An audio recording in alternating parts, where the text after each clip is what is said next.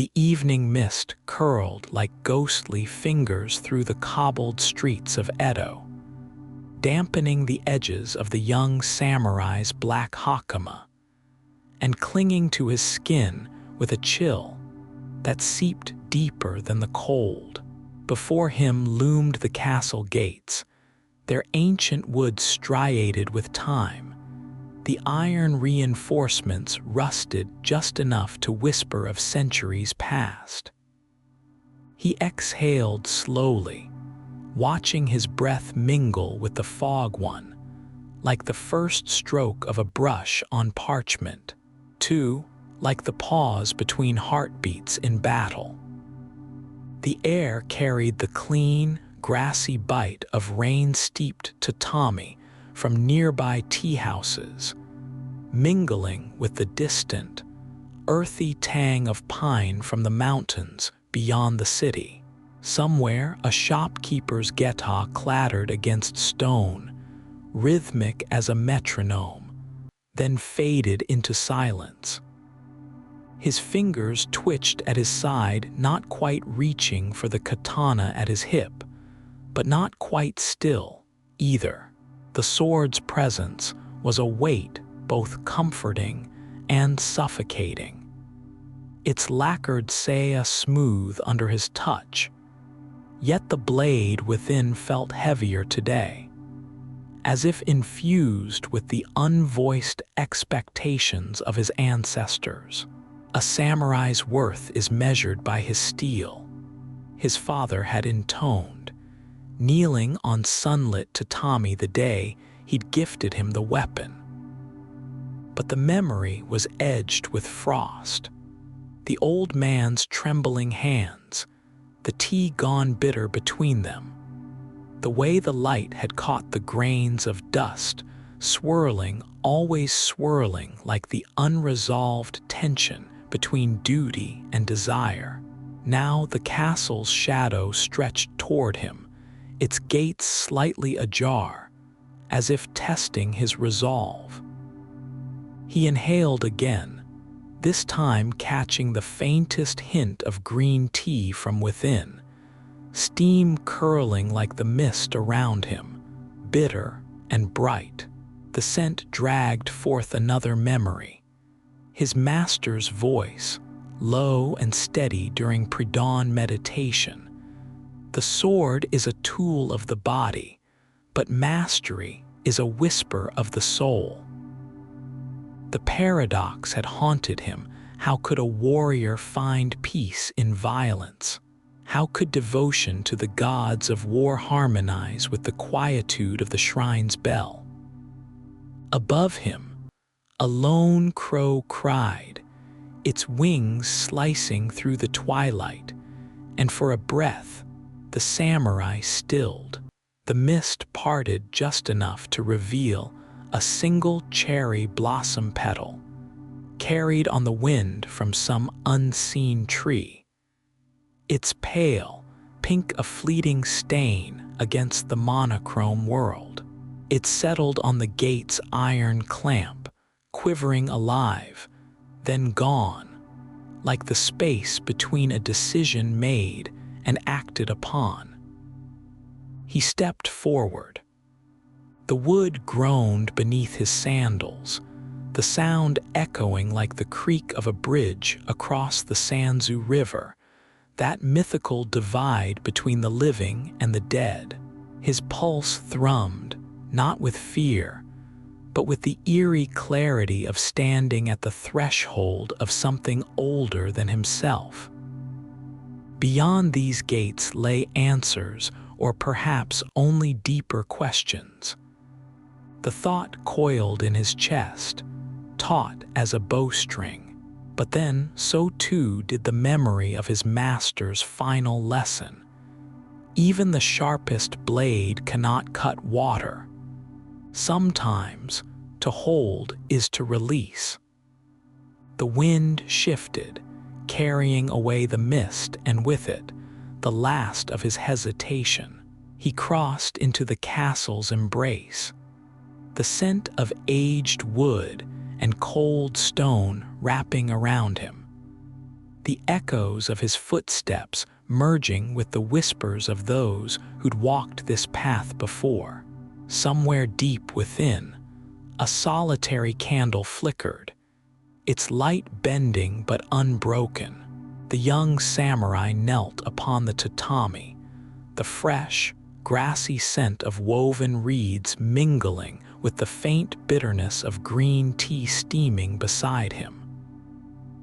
The air was still, heavy with the weight of unspoken expectations, and as he exhaled, his breath trembled slightly, not from fear, but from the relentless pressure of a name he had yet to live up to.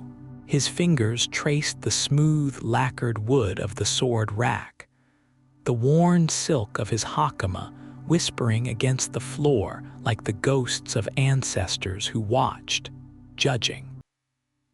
Somewhere beyond the shoji screens, wind stirred the cherry blossoms, their petals falling in slow, silent spirals, a reminder of life's fleeting grace. His sensei's voice echoed in his mind, sharp as the shink of a blade drawn just shy of violence. The sword is a tool, not a soul. To master it without mastering yourself is to build a house upon sand. The words had been a rebuke, a challenge flung at him after a match won with brute strength instead of cunning. Even now, the memory burned like the aftertaste of the tea bitter, cleansing. He closed his eyes, seeking the quiet beneath the storm of his thoughts. The distant clatter of geta on cobblestones, the murmur of the wind through bamboo, these were the rhythms of the world, steady and ancient, unshaken by his doubts. His fingers curled, then relaxed. What do I truly seek? The question was a knot no blade could cut. Honor demanded perfection in form, in duty, in obedience, yet his heart, restless as a river, whispered of something deeper. The scrolls in the temple spoke of enlightenment, of harmony with the cosmic order. Was there not wisdom in stillness as much as in strike? He inhaled again, deeper this time, the air cool like the metal of his sword's hilt before dawn practice. He imagined his fears as petals on the water there, then gone. Perhaps mastery was not just in the swing of steel, but in the spaces between breaths, in the patience to listen, not just to the shouts of the world, but to the silence beneath. The tea had gone cold. He smiled faintly. Even bitterness had its lesson. The castle looms ahead, its silhouette darkened by the setting sun, as if guarding its mysteries with shadows. The young samurai pauses at the foot of the stone path, his geta clattering to a halt against the weathered cobblestones. The air is thick with the scent of pine needles and damp earth, the last light of day catching in the mist that curls around the fortress walls. Above, the first star flickers like a distant lantern, cold and unwavering.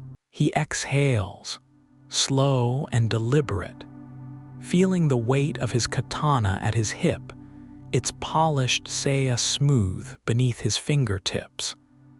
The faintest whisper of steel against lacquered wood as he adjusts it. The scent of freshly steeped matcha lingers on his breath, bitter and grounding. A remnant of the tea ceremony he forced himself to complete before this moment. His hands, usually steady, betray him with a minute tremor. He tightens them into fists, then releases. The castle gates are open, yet they feel like a threshold too vast to cross. Memories press in his father's voice echoing through the dojo, the sharp crack of bamboo swords, the way the morning light once filtered through the shoji screens onto the tatami, clean and fragrant with straw. A warrior's worth is measured in silence, the old man had said, but silence has become a cage. The wind stirs, carrying the distant chime of a temple bell, its resonance vibrating deep in his ribs like a summons.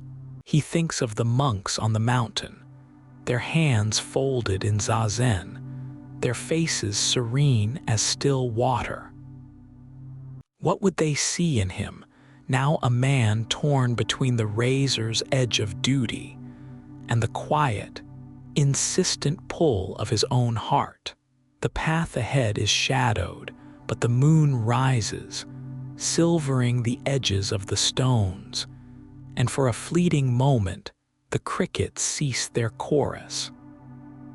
In that hush, he senses something older than Bushido, older than the castle's towering pride, the turning of the earth, the patience of the pines, the inevitability of dawn.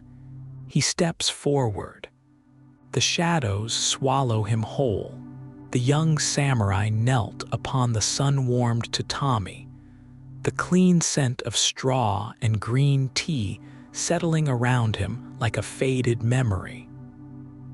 The scroll lay before him, its edges softened by time, the parchment whispering as he unrolled it with hands that trembled just faintly before stilling.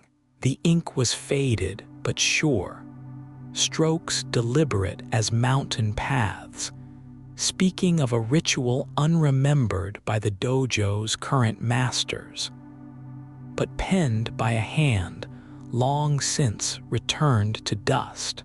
Outside, the evening air carried the rhythmic clatter of geta on cobbled streets, the sound retreating like tide pools, leaving only the rustle of maple leaves against the shoji screen. He breathed deeply. The bitterness of matcha still lingered on his tongue from his earlier meditation, a reminder of vows taken, of promises carved into his bones.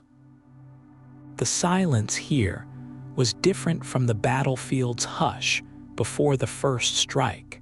This was deeper, as if the walls themselves held their breath, waiting for his next motion. His fingers traced the scroll's characters, each one a silent echo of a predecessor who had also knelt here, restless beneath the weight of lineage. Bushido demanded perfection, demanded his sword arm be steady as the North Star. Yet his heart was a disobedient thing fluttering, uncertain, yearning for something even his master could not name. The candlelight flickered, casting dancing shadows like ghosts of past failures, and for a moment, he wondered if the scroll's author too had fought this quiet war. The instructions spoke of meditation beyond zazen, of stillness not as absence, but as a kind of listening to the wind threading through the pine outside, to the distant chime of temple bells that marked time's passage like a monk's steady breath. His thumb brushed the polished wood of his katana's saya, its surface cool and unyielding. Yet the act felt hollow compared to the promise shimmering in the scroll's words. Here, perhaps, was a way to reconcile the rigid spine of duty with the quiet pulse of his own longing. He closed his eyes, inhaling the scent of ink and age, and imagined the countless hands that had touched this parchment, warriors who had knelt as he did now, bound by blood and code, yet seeking something beyond the edge of a blade. The ritual spoke of mastery not as victory over others, but as a surrender to the self, to the cycles of moon and season that governed even the steel at his hip. Outside, a nightingale's cry pierced the twilight, and in that fragile sound, he heard an answer or the beginning of one. The young samurai knelt upon the tatami, the crisp scent of fresh straw mingling with the faint, grassy bitterness of matcha still lingering on his tongue. The air hung heavy with the stillness of early evening, carrying the distant whisper of wind through the pines, a sound that always reminded him of his father's slow, measured breaths before battle. His fingers, calloused from years of relentless practice, traced the smooth edge of his sheathed katana. The lacquered would cool against his skin. With a silent exhale, he shifted, the whisper of silk against his hakama, the only sound in the dimming light. He had resolved to undertake the ritual tonight, though the weight of it pressed upon his chest like the gathering storm outside. Doubts coiled in his belly, sharp as the first bite of winter wind. What if his blade faltered? What if the gods, or worse, his ancestors, saw the hesitation in his heart? The rigid codes of Bushido demanded perfection, yet within him, something quieter and more stubborn murmured of another path, one where mastery was not just in the strike, but in the stillness between.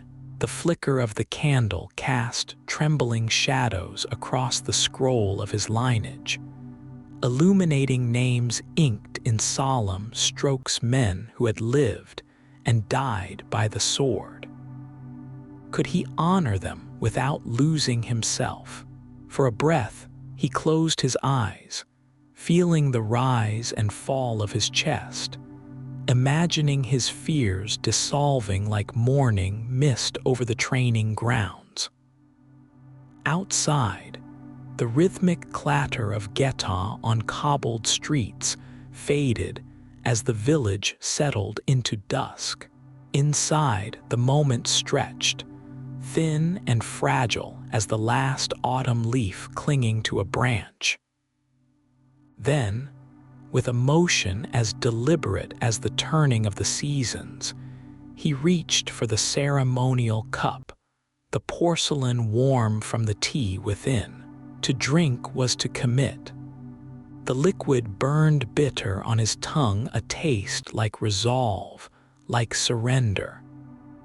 Somewhere beyond the shoji screens, a nightingale sang, its notes threading through the dark like a promise, or perhaps a challenge.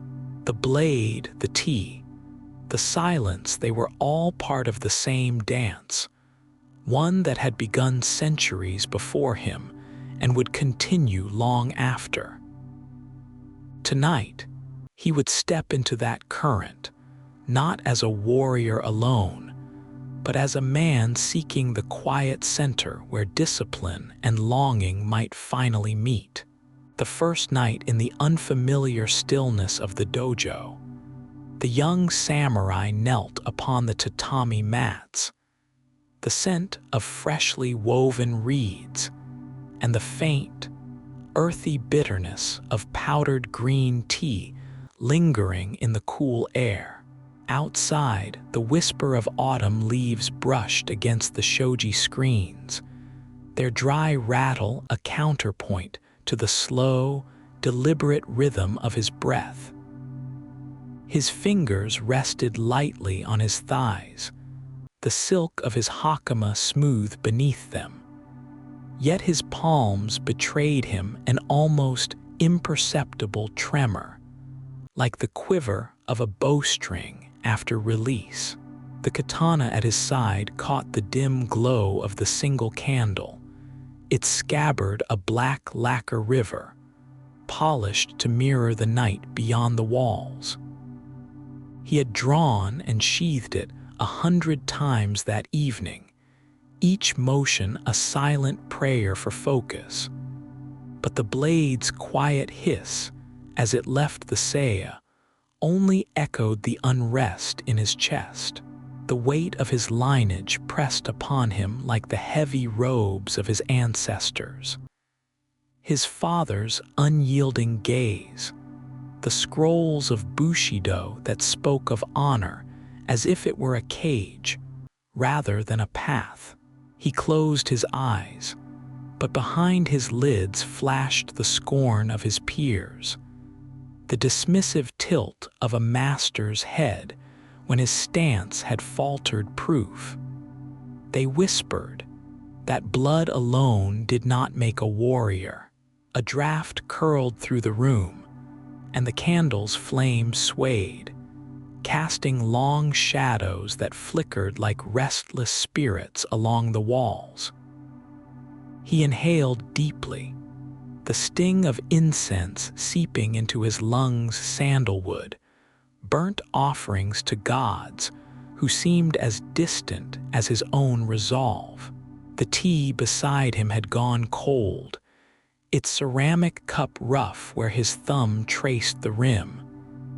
Yet its bitterness lingered on his tongue, a reminder of discipline, of lessons swallowed but not yet digested.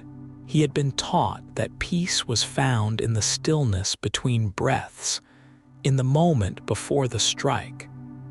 But his mind churned like the river beyond the city, carrying fragments of doubt, of yearning for what he couldn't name.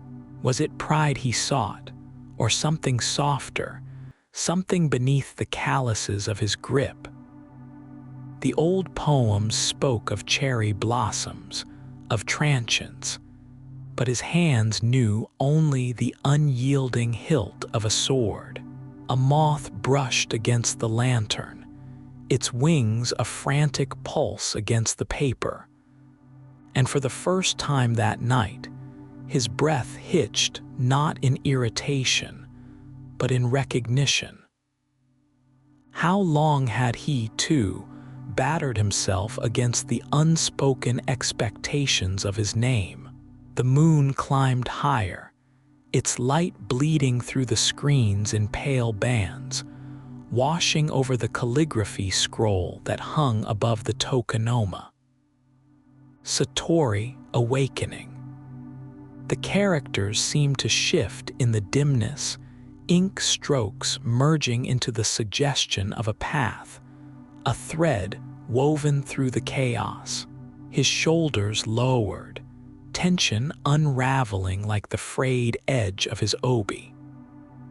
Outside, the wind stilled, and in the silence he heard it, the distant sound of monastery bells, their tones reverberating through the valley like the voice of the mountains themselves. For a heartbeat, the divide between duty and desire blurred. Perhaps the sword and the soul were not opposing forces, but two edges of the same blade. He exhaled, long and slow, the air leaving his body like a tide retreating from shore. The candle sputtered, its light gilding the curve of his blade not as a weapon, but as a mirror, reflecting not just his face, but the faintest glimmer of something deeper. The first night was always the hardest, they said, but dawn, when it came, would bring not just light, but the chance to begin again. The castle breathes around him, its ancient timbers creaking like the bones of warriors long gone, their whispers curling through the still air like incense smoke. The young samurai kneels on the tatami, the crisp scent of woven straw mingling with the earthy bitterness of freshly whisked matcha. His fingers, calloused from years of gripping the katana's tsuka, tremble slightly as he lifts the chowan smooth ceramic warming his palms, steam carrying the ghost of green tea leaves. Outside, the cherry blossoms shed their petals in silent surrender, pale pink against the cobbled streets where his geta had clicked just hours before. Each step measured, deliberate, as though the stones themselves judged his worth. The walls here remember. They remember the clash of steel, the guttural cries of men who lived and died by the sword, the weight of unbroken lineage pressing down like the humid grip of midsummer. His father's voice lingers in the grain of the wooden beams. Honor is not given, it is taken. Yet when he closes his eyes, the blade at his hip feels heavier than the armor he once endured as a boy, its edge humming with the expectation of bloodshed. He exhales, slow, willing the tension from his shoulders, the same way he'd been taught to steady his grip before a strike. The lantern light flickers, casting shifting shadows across the scroll painting of Mount Fuji, its eternal peak, a reminder of stillness amidst the storm. The tea's bitterness coats his tongue, sharp as the shame of his last duel, where hesitation had thickened his limbs like winter sap. Was it cowardice he'd felt, or something else, something softer, pulling him toward the quiet sanctity of the monastery gardens, where monks traced kanji in the damp sand, their brushes moving with the patience of tides? The wind nudges the shoji screen, carrying the distant chime of a temple bell, and for a heartbeat, he imagines dropping the sword altogether, letting the silk of his hakama whisper against the floorboards as he walked away. But then the scent of oiled steel returns, the faint shink of the blade being drawn not in anger, but in ritual, and his muscles recall their purpose. A spider drifts down from the rafters on an invisible thread, spinning its fragile web between history and the present moment. The castle sighs again, and he wonders if the gods watch from the cracks in the stone, amused by his turmoil. The monks spoke of Mushin, the mind without fear or desire, but here, in the belly of the past, desire is all he has, for peace, for pride, for the right to kneel at his father's grave unburdened. The tea cools. Somewhere, a nightingale calls two notes, clear as the divide between duty and the quiet hunger in his chest. He traces the rim of the empty cup, the glaze as flawless as the facade he wears, and knows tomorrow's dawn will demand his answer. The blade or the breath, the legacy or the life. Around him, the castle's whispers rise like mist, and for the first time, he listens not to their judgment, but to the space between the words where his own voice might finally belong. The young samurai moved through the dawn-lit courtyard, the air crisp with the scent of dew-damp earth, and the faint, clean aroma of tatami drifting from the open shoji screens nearby. His bare feet registered the smooth, cool touch of polished wood as he stepped onto the dojo's veranda, each movement deliberate, each breath measured. The katana at his side felt heavier than the steel it was fashioned from, not in weight, but in legacy, in the generations of warriors who had carried it before him. His fingers brushed the tsuka, tracing the silk-wrapped hilt, and for a moment he hesitated, feeling the echo of his father's calloused hands guiding his own when he was just a boy.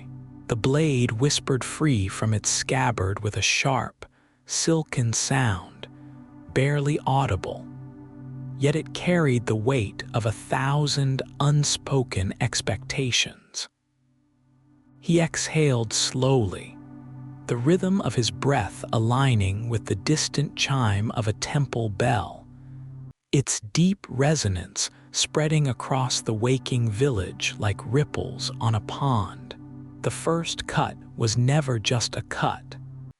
It was a confession of fear, of doubt, of the relentless pressure to be flawless. His muscles remembered the forms, the precise angles honed through years of repetition, but today, his hands trembled ever so slightly, betraying the storm beneath his composure. The scent of freshly whisked matcha wafted from the adjacent room, bitter and grounding, yet it did little to settle the knot in his chest. Balance, his sensei's voice echoed in his mind, is not merely in the body, but in the spirit. He adjusted his stance, the subtle shift of his weight causing the wooden floor to creak softly beneath him. Sunlight pierced through the morning mist, glinting off the blade's edge like fractured hope, illuminating the fine grains of the cypress beams overhead. Each movement was a prayer to the gods of war, to the ancestors who watched from beyond, to the earth that endured the tread of restless feet. He flowed into the next stance, his hakama whispering against his legs, the fabric smooth as a mountain stream over stone.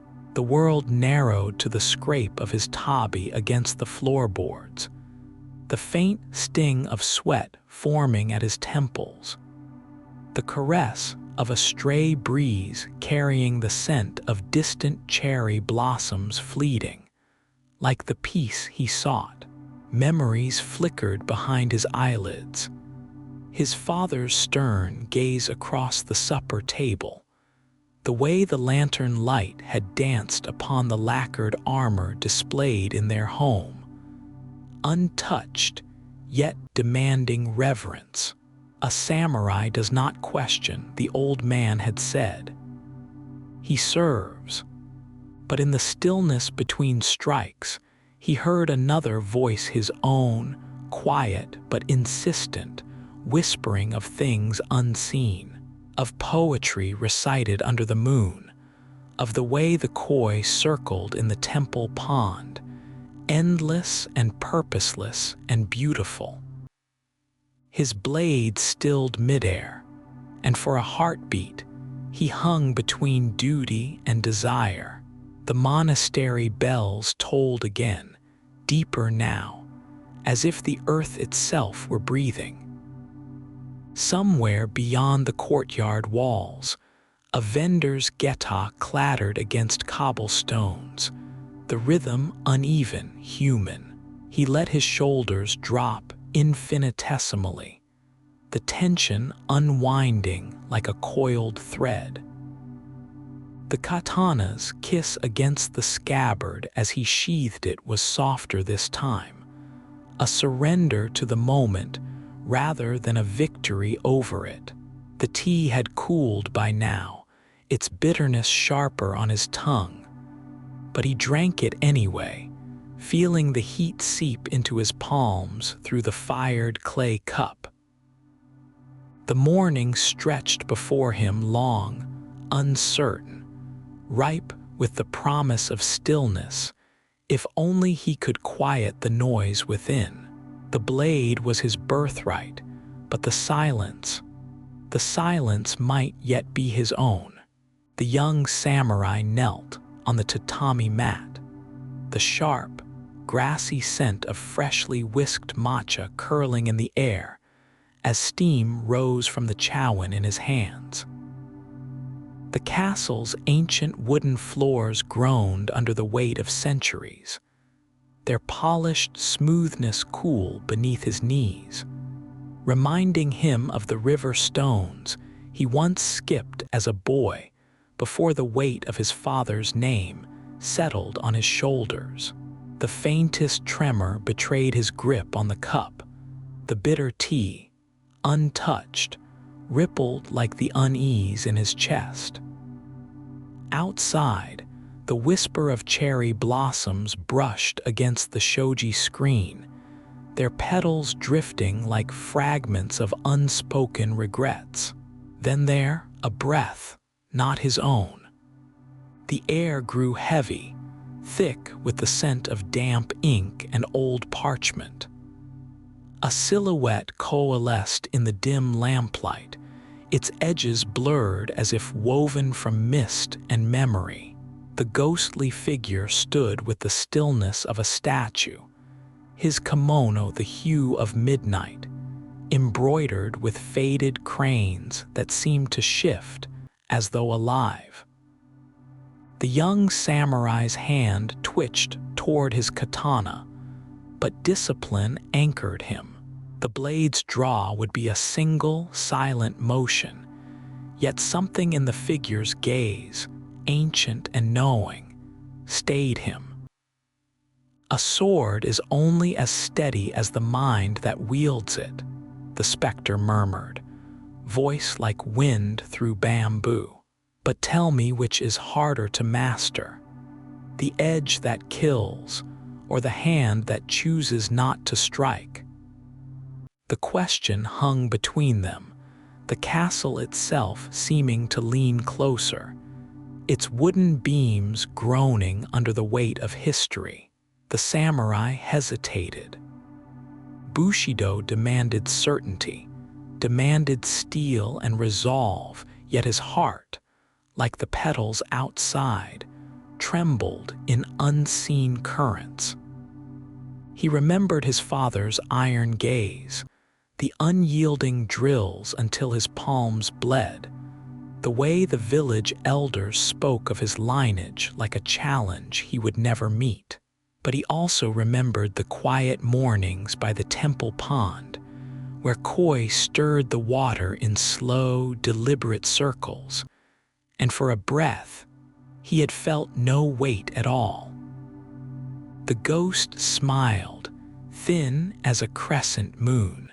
To seek peace is not to abandon strength, he said, stepping closer. The scent of green tea deepened, now laced with the faint tang of iron blood or rust. The samurai couldn't tell. The lamplight flickered, casting long shadows that stretched like the roots of an ancient pine, twisting into the past. Even the sharpest blade must sleep in its scabbard. Even the fiercest storm begins with silence. A gust through the open window scattered cherry blossoms across the floor, petals catching in the samurai's sleeves like fragile prayers. He exhaled, slow and deliberate, feeling the ghost's words settle into his bones. The answer was there, not in the tension of his grip, but in the release. The specter's form shimmered, dissolving like mist at dawn, leaving only the distant echo of geta on stone, a rhythm neither hurried nor hesitant, but perfectly balanced, step after step, into the unseen path ahead. The scent of freshly woven tatami mingled with the sharp, green bitterness of matcha, a fragile piece in the dojo's hushed air. The young samurai knelt, spine rigid as the blade at his hip, but his fingers trembled just slightly against the smooth lacquer of the tea bowl. Outside, cherry blossoms shed petals like broken armor, their passage whispering against the shoji screens. The swordmaster's gaze weighed heavier than the ancestral katana at his back, its silk-wrapped hilt still smelling of his father's sandalwood oil. A scent that clung to memory like guilt. Breathe. The command was his own this time, shame hot in his throat.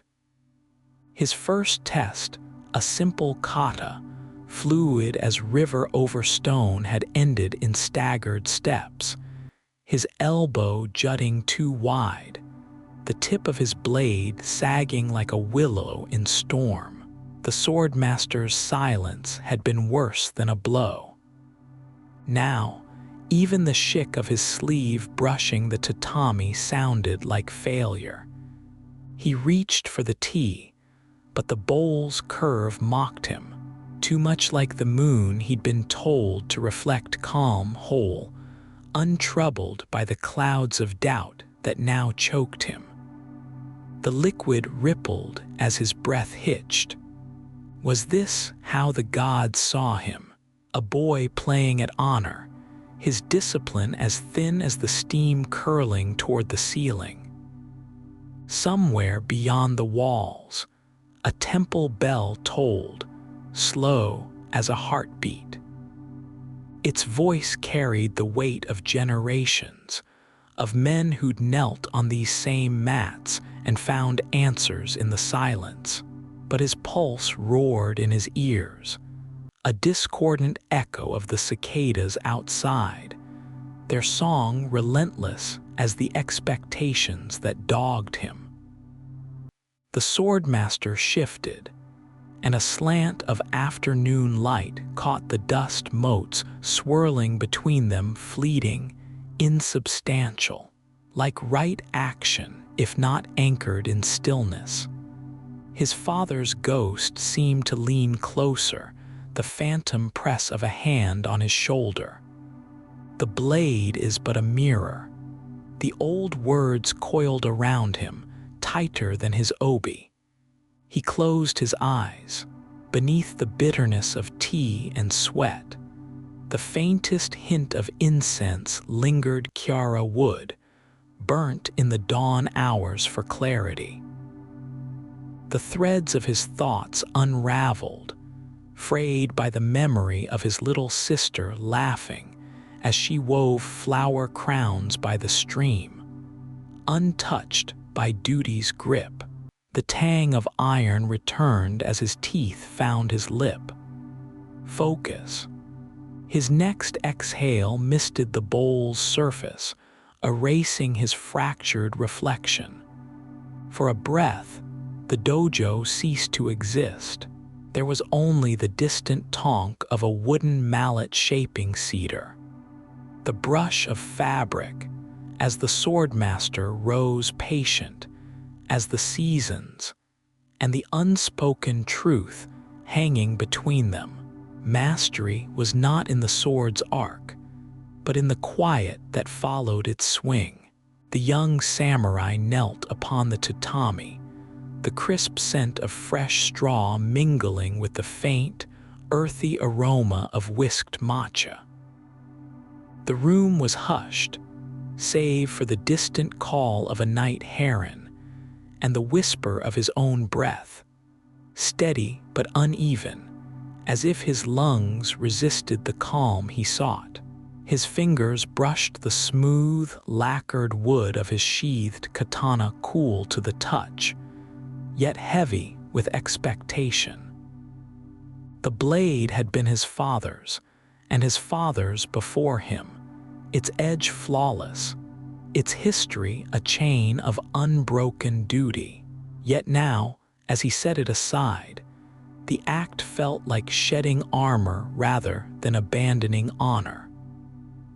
The weight of legacy had once been his compass, but the rigid path of Bushido now seemed as unforgiving as the stone steps of a shrine, worn smooth by centuries of devotion.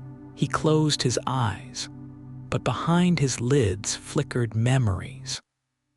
The scorn of his sensei when his strike hesitated, the murmur of older warriors who questioned whether his heart was truly forged in fire or merely embers. Their doubt had become a shadow at his shoulder, relentless as the cicadas drone in midsummer. He exhaled slowly, the air leaving his body like a tide receding, and with it, the tension in his shoulders. The bitterness of the tea still lingered on his tongue, a reminder of life's sharpness, its refusal to sweeten for anyone, even those who served the gods with unwavering loyalty. His hands, calloused from years of gripping the sword, rested palms up on his thighs, trembling slightly, as if the very stillness agitated them. How strange, he thought, that the hands made for killing now seek emptiness. Beyond the shoji screens, the wind stirred the maple leaves, their rustle a whisper of time's passage. Autumn would come soon, scattering crimson and gold like the torn pages of an unwritten poem. He imagined himself as one of those leaves tethered yet trembling, caught between the earth's pull and the sky's vast indifference.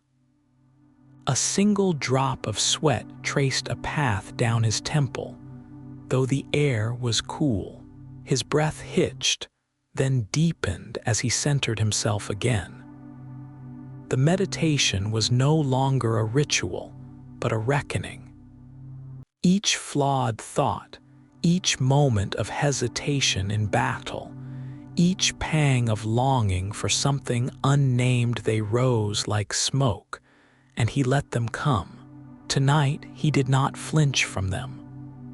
The sword's way was clarity, but the heart's way was mystery, elusive as the glint of fish beneath a moonlit pond. Perhaps, he admitted silently, mastery is not the absence of weakness, but the grace to carry it. The realization unfurled within him like the first stroke of dawn, delicate but undeniable. Outside, the cobbled streets were silent, the world holding its breath between twilight and stars. Somewhere a temple bell tolled, its resonance vibrating deep in his ribs, as if the gods themselves were forging a new rhythm in his blood. When he opened his eyes at last, the flicker of the candle revealed not a warrior, not an heir, but simply a man imperfect, seeking, alive.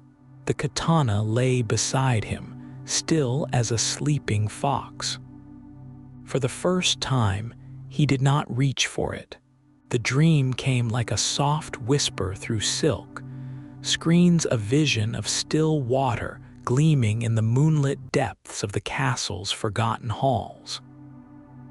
The young samurai woke with a start, his pulse, a quiet drumbeat against the taut skin of his throat, the scent of aged tatami and last night's smoldering incense clinging to the air. Outside, the first light of dawn painted the shoji panels in pale gold, but the memory of the pool lingered, its surface black as polished lacquer, waiting. He rose, the mats sighing beneath his feet, and slid open the door to the engawa, where the morning mist coiled like restless spirits over the garden stones. The air was cool, carrying the damp earthiness of moss and the faint metallic tang of dew on blade grass, a scent that always reminded him of his father's dojo, of the way the man's sword had hissed from its sheath, swift and silent as a koi cutting through water. The memory tightened his chest. The legacy of that flawless draw, that unwavering discipline, was a shadow he could never outrun. His own hands, calloused from years of training, trembled slightly as he poured bitter matcha into a chowan, the steam curling like ghostly fingers toward the ceiling. Each sip was a ritual, a momentary surrender to stillness. Yet today the peace eluded him. The castle courtyard was empty when he arrived, the cobbles still slick from the night's rain, his geta clattering in uneven rhythms as he moved toward the forgotten wing where the dream had led him. The corridor narrowed, the wood underfoot groaning like an old man's bones, the air thick with the musk of time and damp paper. And then the pool. It lay in a sunken chamber, its surface so still it seemed to breathe, reflecting the vaulted ceiling and the faint glow of distant torches. His breath hitched. This was the moment the dream had foreseen. Kneeling at the edge, he hesitated, the weight of his katana at his hip suddenly unbearable. Bushido demanded perfection, demanded he be a blade unbroken by doubt, yet the pool's reflection showed the truth, a face lined with exhaustion, eyes haunted by the unspoken question, what if he was not the warrior his blood demanded? The water mirrored the cherry blossoms drifting down from some unseen branch above, petals swirling like flakes of snow, a reminder of life's fleeting beauty. He had trained to meet death with grace, but here now, it was the act of living that terrified him. With a slow exhale, he drew his sword, the sound a single, crystalline note in the stillness. The blade caught the light, its edge a line between worlds steel and water, duty and desire. In the pool's depths, his reflection shifted, not with the defiance of a warrior, but with the quiet resolve of a man who had finally stopped fleeing. The petals settled, the ripples stilled, and in that suspended breath between heartbeats he understood. Mastery was not the absence of fear, but the courage to face it. The castle, the gods, the very air seemed to hold its breath as he pressed his palm to the water, cool, smooth, alive, and felt, for the first time, the weight of his own soul.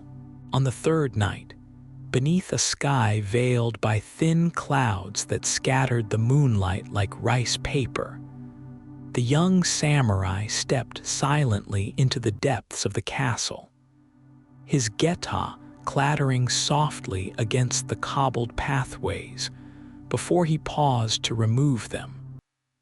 The cool stones smooth against his bare soles.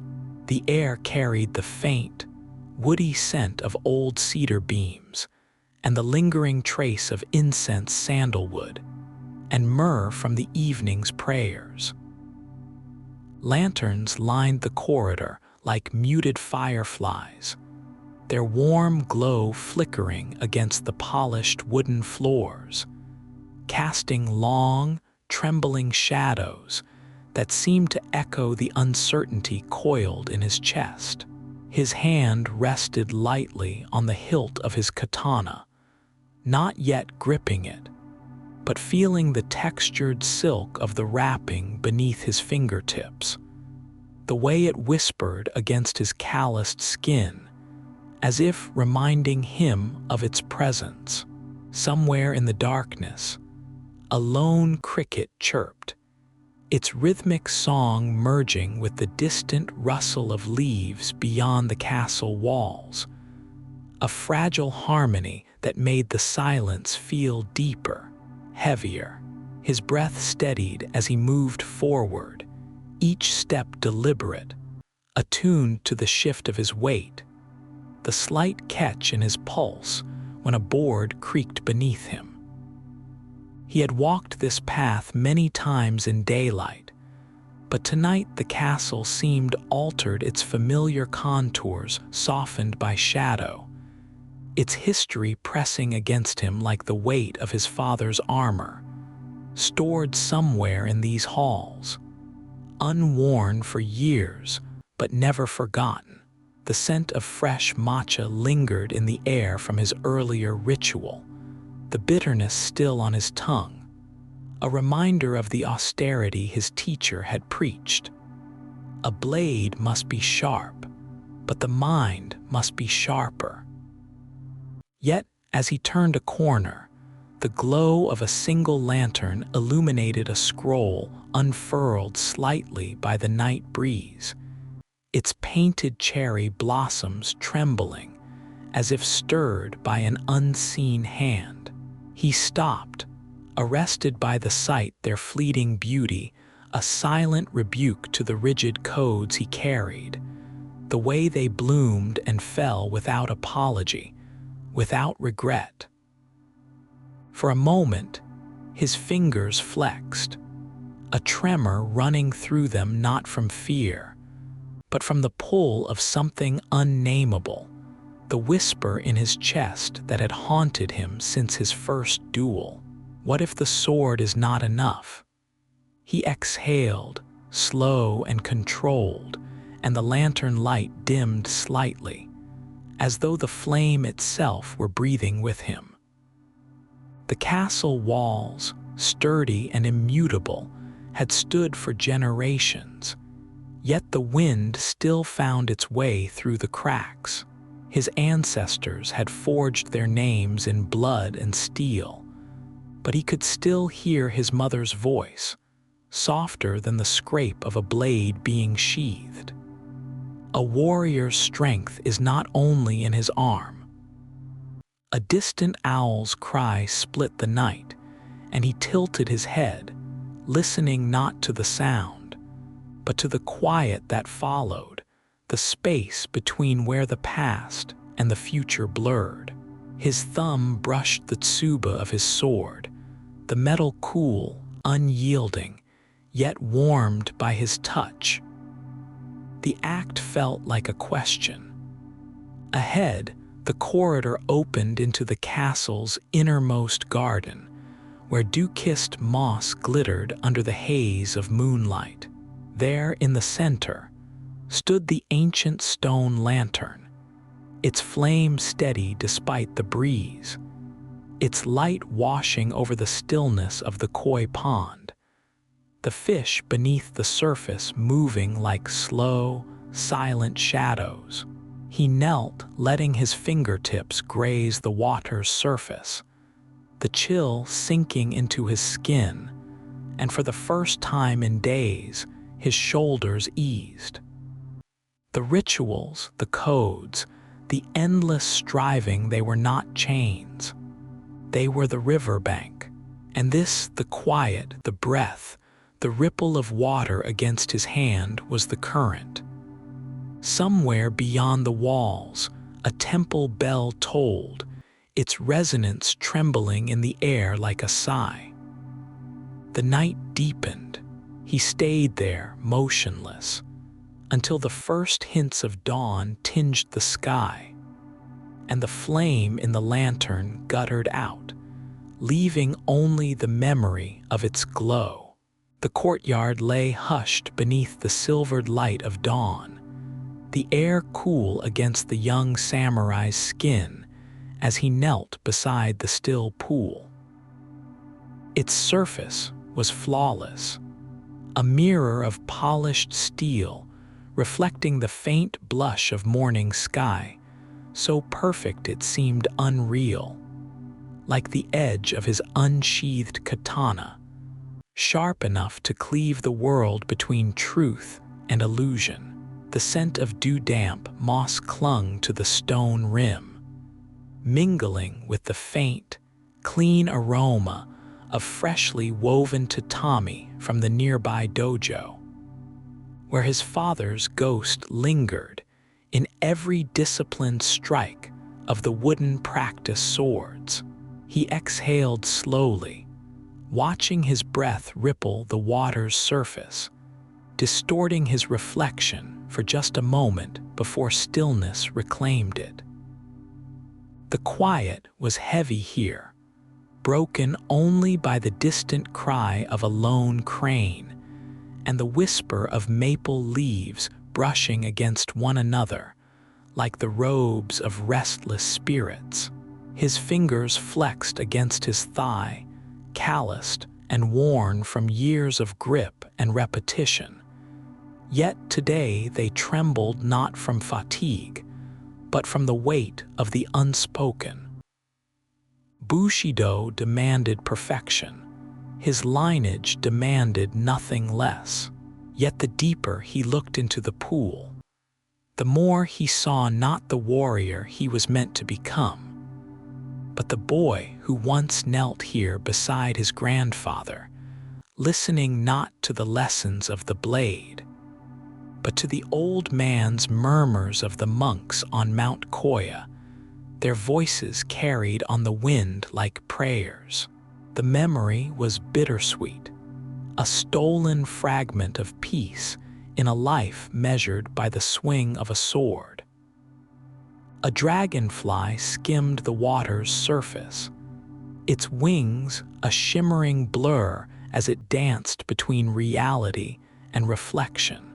His eyes tracked its path, envying its freedom, no code to bind it, no name to uphold. Just existence, pure and fleeting. The bitterness of morning tea still lingered on his tongue, a taste he had learned to endure, just as he endured the weight of his father's expectations. But here, in this suspended moment, he could almost hear something else, the whisper of his own pulse, steady and insistent beneath the layers of discipline. The first rays of sun breached the garden wall, turning the pool into molten gold. Somewhere beyond the courtyard, the rhythmic clatter of geta sandals echoed against cobbled streets as the world began to wake. Life moved inexorably forward, yet here, time stretched thin, folding in on itself. He touched the water one finger, barely breaking the tension of the surface, and watched the concentric rings spread outward, distorting the reflection of the sky. For a heartbeat, it was chaos. Then, as always, the water settled. Perhaps that was the truth he had been blind to. The katana required stillness before the strike. The mind required stillness before clarity. The gods spoke in silence, not in blood. His hand stilled. Slowly, he closed his eyes and inhaled deep, deliberate, letting the morning air fill him, cool and clean as the first day of spring. The weight on his shoulders did not vanish, but in this fragile equilibrium, it no longer crushed him. The blade at his side was not his master, nor was his name. Somewhere high above, the crane cried again, its voice sharp and solitary. He opened his eyes. The pool waited, patient as the moon, endless as the path ahead. The young samurai knelt in the dim stillness of the dojo, the scent of sun-warmed tatami and freshly whisked matcha curling around him like a fragile promise. Before him, his katana lay across the polished wooden floor, its curved blade catching the pale morning light that seeped through the shoji screen's light that seemed hesitant, as unsure as he was. The sword's presence was a weight, both familiar and accusing. His fingers brushed the lacquered saya, tracing the grain where generations of his ancestors had done the same. The faintest sound a whisper of steel as he drew the blade an inch from its sheath, sliced through the silence, sharp enough to make his breath catch. He stilled, feeling the tremor in his hands, the tightness in his chest. Was it the ghost of his father's disapproval, or the quiet dread that his heart was not honed as keenly as his edge?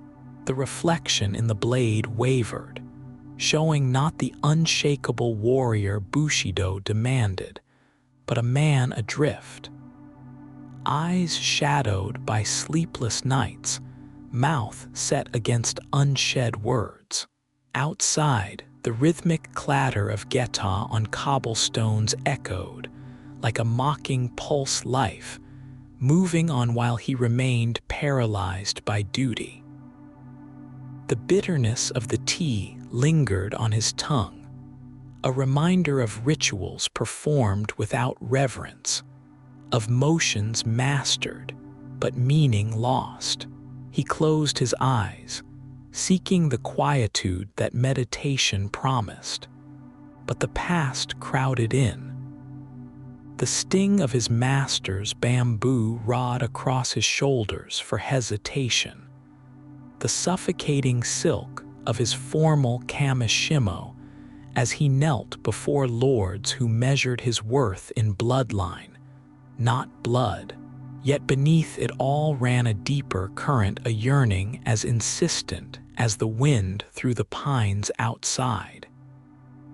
It spoke of poetry, of stillness beyond the grip of a sword's hilt, of a peace not forged in battle, but in the disciplined surrender of a single breath. The knife's-edge tension between these truths hummed in his veins. Could the way of the warrior embrace both blade and breath? Could he honor his name without losing himself? The question hung, unanswered, like the dust motes swirling in the fragile light, until, with deliberate slowness, he sheathed the katana, the click of the tsuba against the saya a soft but final sound. For now, the path was not clarity, but the courage to stand in the space between. Dawn's first birdsong drifted through the screens, delicate as hope, and in that moment, he let himself simply be neither samurai nor stranger, but a man at the threshold of something he could not yet name. The morning air hung still and crisp, carrying with it the faint scent of pine and the distant murmur of temple bells as the young samurai knelt upon the tatami mat, the woven reeds cool beneath his knees. The bitterness of matcha lingered on his tongue, a taste both soothing and stern, like the lessons of his sensei echoing in his mind. His fingers traced the smooth lacquer of the chabako, the tea caddy's surface flawless, unlike the uneven rhythm of his own heart. Outside, the first light of dawn brushed the shoji screens, painting soft gold stripes across the wooden floor, and the distant clatter of geta on cobblestones signaled the waking world beyond the dojo's sanctuary. He closed his eyes, drawing in a slow breath, and for the first time, he did not flinch from the truth. The blade at his side was both his burden and his salvation, the embodiment of a legacy he could neither outrun nor fully embrace. The katana's weight against his hip was familiar, its presence a silent companion. But today, the polished saya felt heavier, as though the ghosts of his ancestors pressed upon him, Their whispered expectations coiled like smoke in the back of his mind.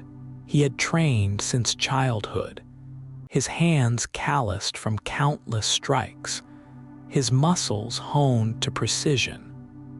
Yet the path of Bushido stretched before him like an unyielding road, its demands as rigid as the steel he wielded.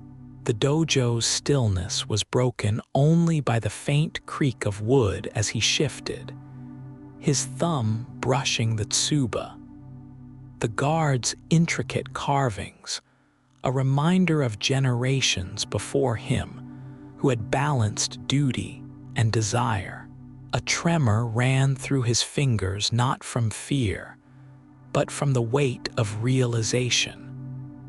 The sword was not just a tool, but a mirror, reflecting the conflict between the warrior he was expected to be and the man he longed to become.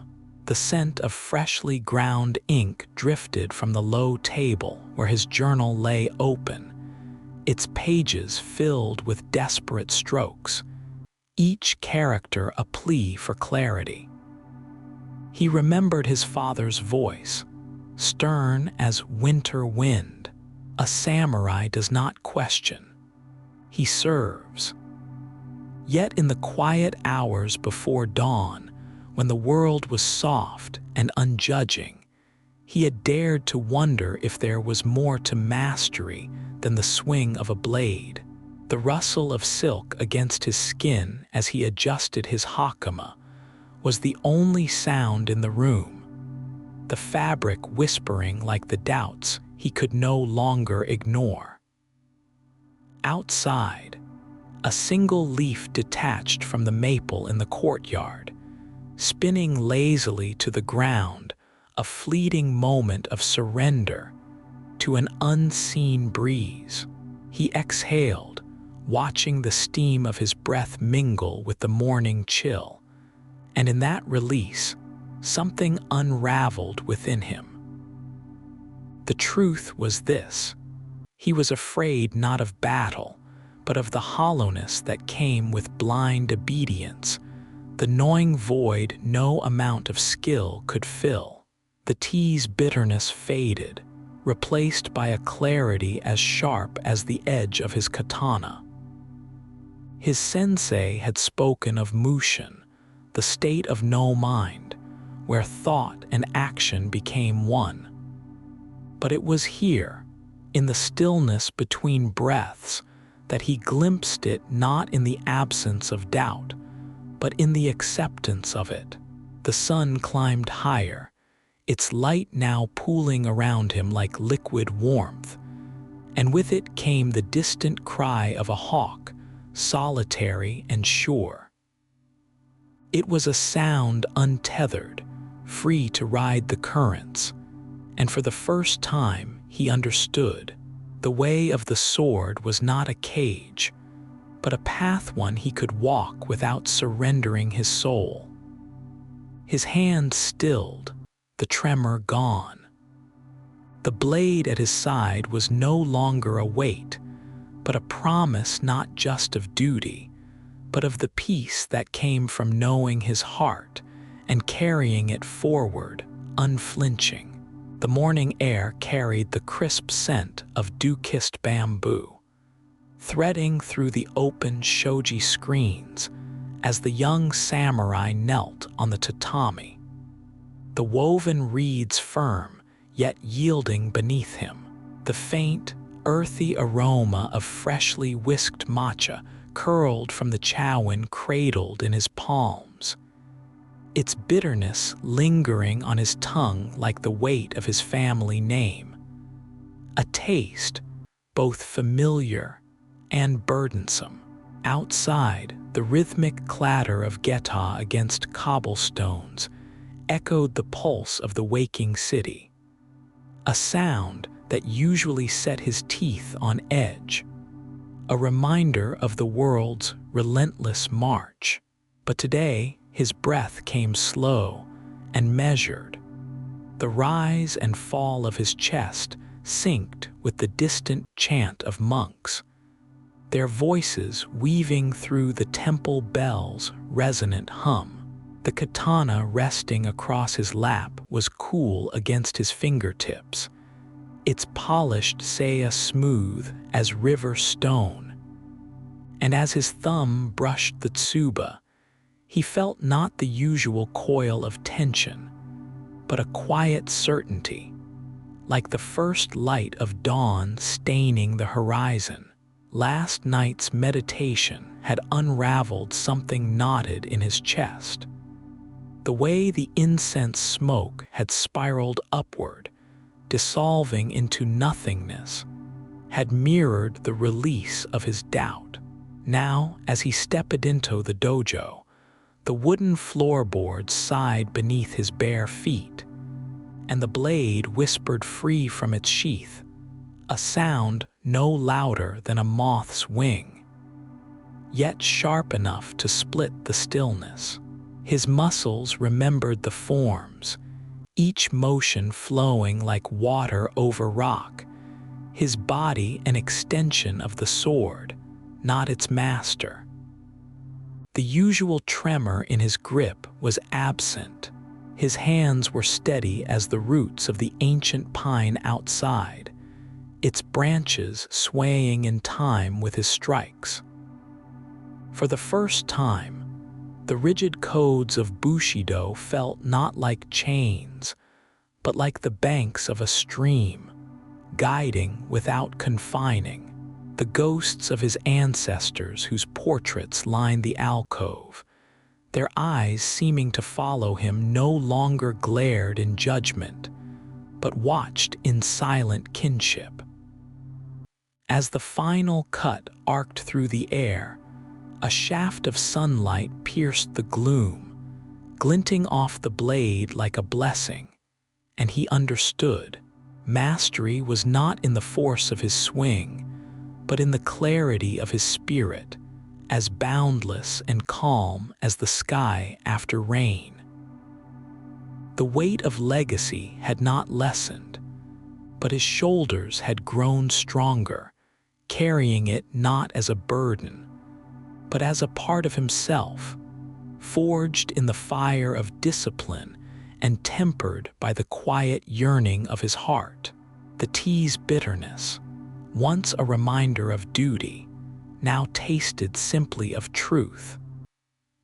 And when the sparrow alighted on the dojo's eaves, trilling its morning song, he smiled, knowing the same wind that stirred its feathers also guided his blade, both bound to something greater, both utterly free. The young samurai knelt in the stillness of the dojo, the scent of sun-warmed tatami and freshly whisked matcha curling around him like a fragile benediction. His fingers trembled where they rested against his thighs, not from fatigue, but from the weight pressing against his ribs, the legacy of 100 ancestors whose names echoed in the edge of his blade.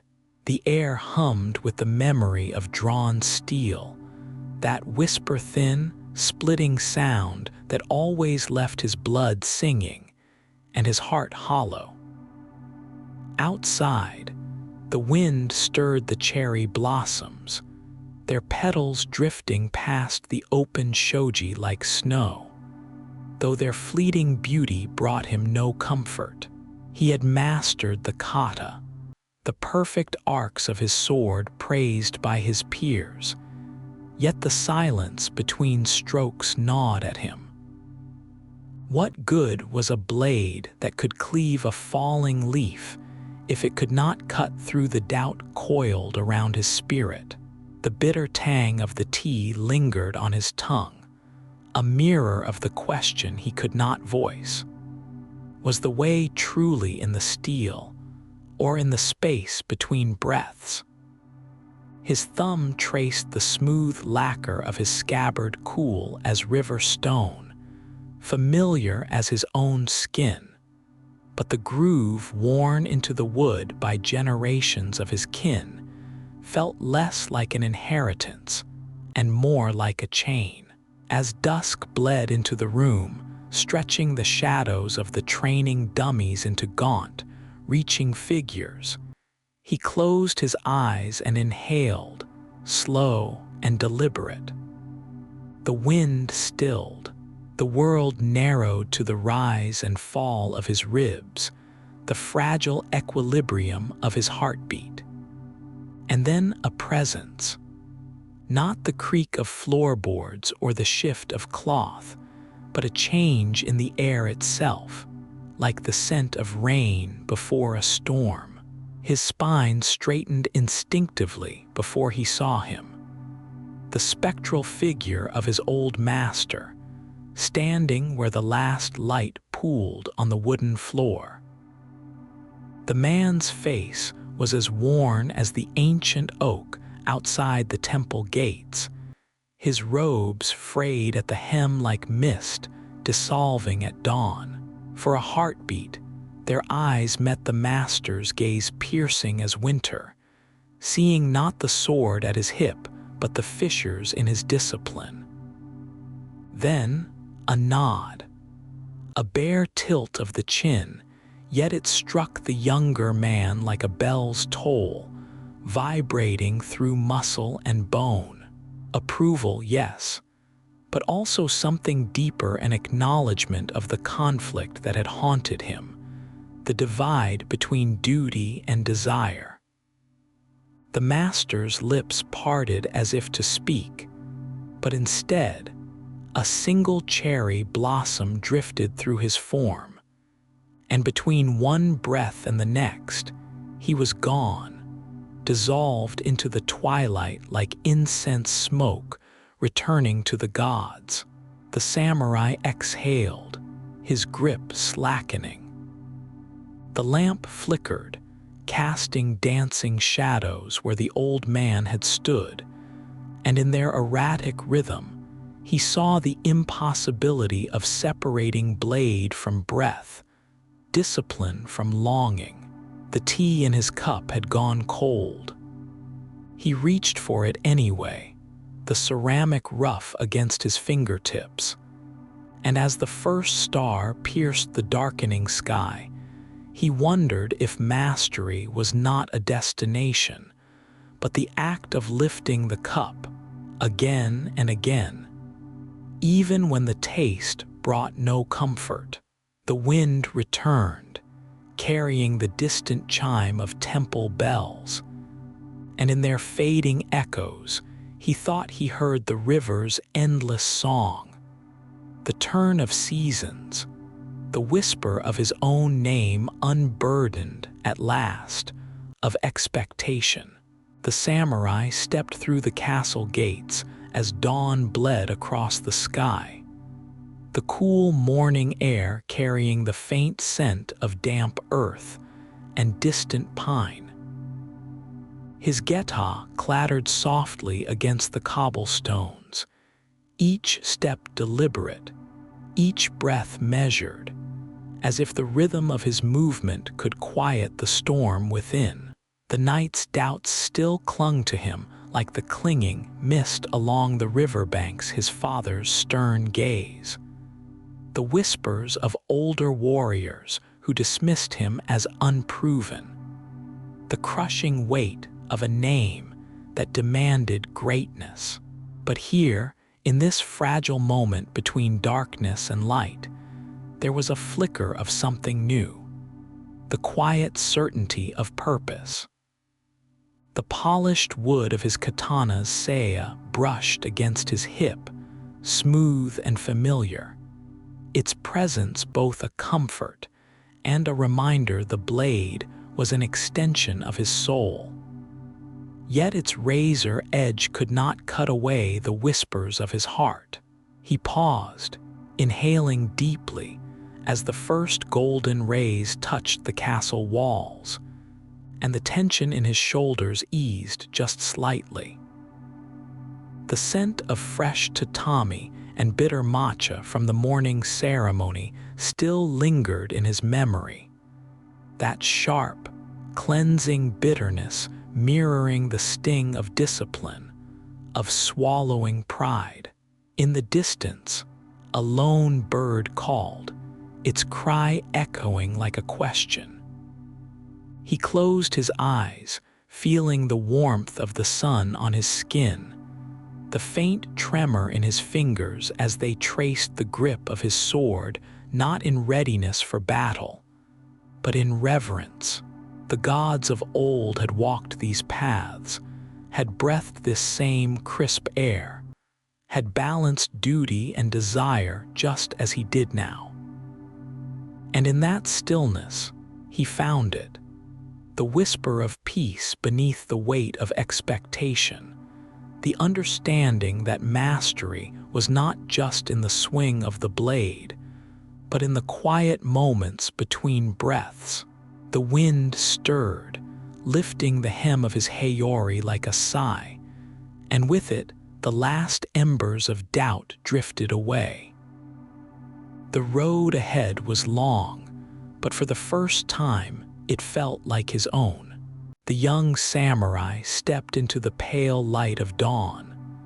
The lingering hush of the castle's meditation hall still clinging to his skin, like the faint scent of tatami mats clean, straw-dry, mingling with the earthy whisper of fresh matcha steeping in the next room.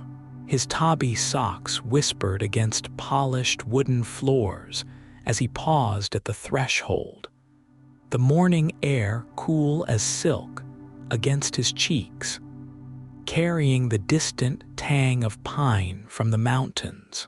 Somewhere beyond the garden wall, a single chime rang, clear and solitary, as though the wind itself had plucked a string. His fingers flexed at his side, tracing the ghostly weight of his katana's hilt. He could almost hear the blade's soft, lethal sigh as it left its saya. That singular, sharp note of steel parting from wood, a sound he knew deeper than his own heartbeat. Yet beneath the rigid discipline of his grip, his hands trembled, ever so slightly. Not from fear, but from the unbearable tension of standing between two worlds. The one that demanded he become an unyielding extension of his ancestors' legacy, and the one that murmured of something unnamed, something vast and elusive as the horizon beyond the training yard. The weight of his family's name pressed upon his shoulders like armor. Yet in the stillness of meditation, he had tasted something truer, the quiet resonance of his own breath, the way it slowed and deepened until it matched the rhythm of the stream outside, until he could no longer tell where his body ended and the world began. The memory of that fleeting harmony rose in him now, a counterpoint to the scrape of his geta against cobblestones as he walked, each step a measured echo of the monk's wooden clappers marking the hour. Above him, cherry blossoms trembled, petals drifting like snow onto the shoulders of his kimono, their fleeting beauty a silent lesson. He lifted his face to the light, letting it wash over him, remembering how the dawn had once touched the edges of his father's sword during their final bout, how the blade had gleamed, merciless and beautiful, a thing of both art and violence. His chest ached with the contradiction. Could a man honor the sword and still crave the peace it severed? The question coiled inside him, unanswered, as the castle's shadows stretched long behind him, a reminder not of burden, but of the stillness he carried within, a stillness as deep and enduring as the mountain's silence beneath the clamor of the world.